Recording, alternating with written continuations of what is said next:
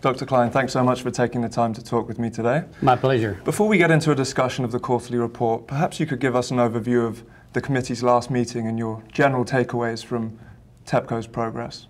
Well, I think the bottom line is TEPCO is making improvement. We still expect them to make better improvements.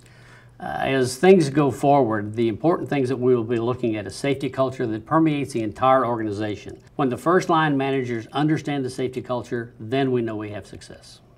Dr. Klein, what was the Reform Committee's reaction to the 2 fatalities at the Fukushima site recently? What we need to understand is that these were industrial accidents, not radiation accidents.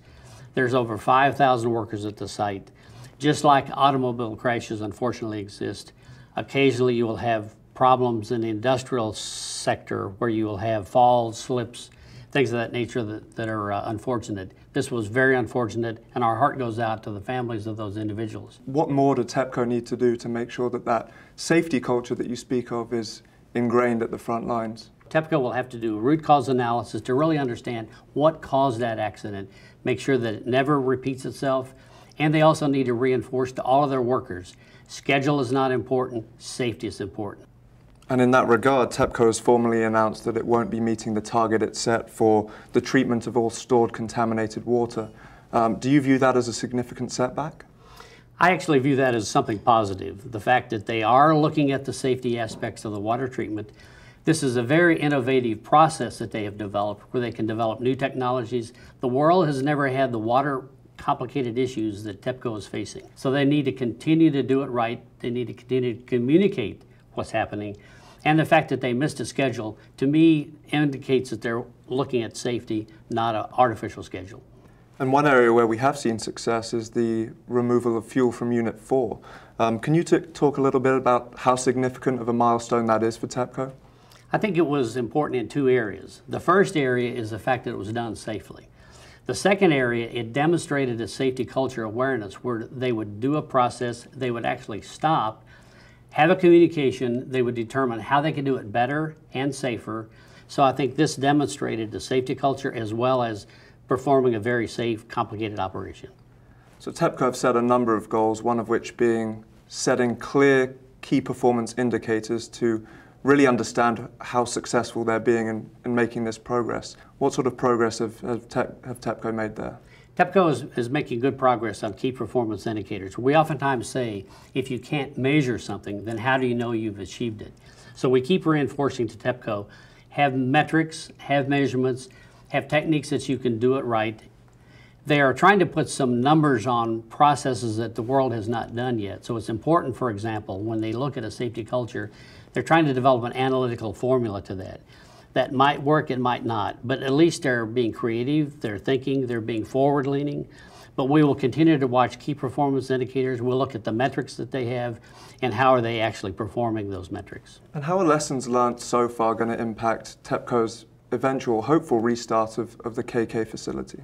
I think restart of Kashiwazaki Kariwa is important for the country of Japan, not just TEPCO.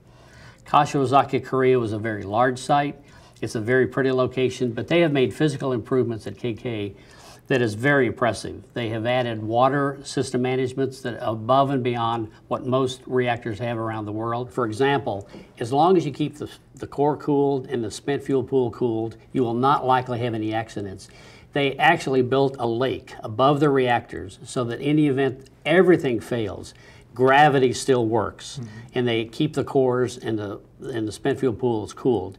So they have taken physical actions at KK that have been very impressive, a lot of backup, a lot of defense in depth, much better than reactors in the rest of the world. And so I think KK will become a model for physical improvements as well as training and operational excellence. Kashiwazaki Kariwa is very important to restart, but it's more importantly that it restarts safely. They'll have to go through advanced training. They'll have to talk to the international community. They'll have to benchmark. TEPCO is taking the proper responses to get KK restarted safely and properly. How can TEPCO leverage the expertise of leading companies in places like the United States to improve operations not only at Fukushima but at KK as well? It's very important that TEPCO and the entire Japanese nuclear community benchmark worldwide to get the best practices to do things in a correct way. We're going to learn a lot from the cleanup of Fukushima Daiichi, but we'll also learn how can we start up reactors that have been shut down for an extended period of time? So the knowledge and the benchmarking that will occur worldwide will be a two-way street. Japan will learn from the world how to do things better. The world will learn from Japan how things have been done better. And Dr. Klein, is there anything else you'd like to share? Well, one thing that I think we should realize that the activities for Fukushima Daiichi cleanup is the hard work of a lot of people. The workers that are at the site are very important. There's over 5,000 workers being very diligent. The TEPCO staff is working hard. And then certainly the Reform Committee has been very diligent in their activities, and their continued support is important. Chairman Sudo has been a great asset to look at the vision of safety culture. And certainly President Hirose is our leader. He's the one that will set the tone for the entire organization on how the expectations of performance. But the workers at the site are key, and their involvement is essential. Thank you, Dr. Klein. Thank you.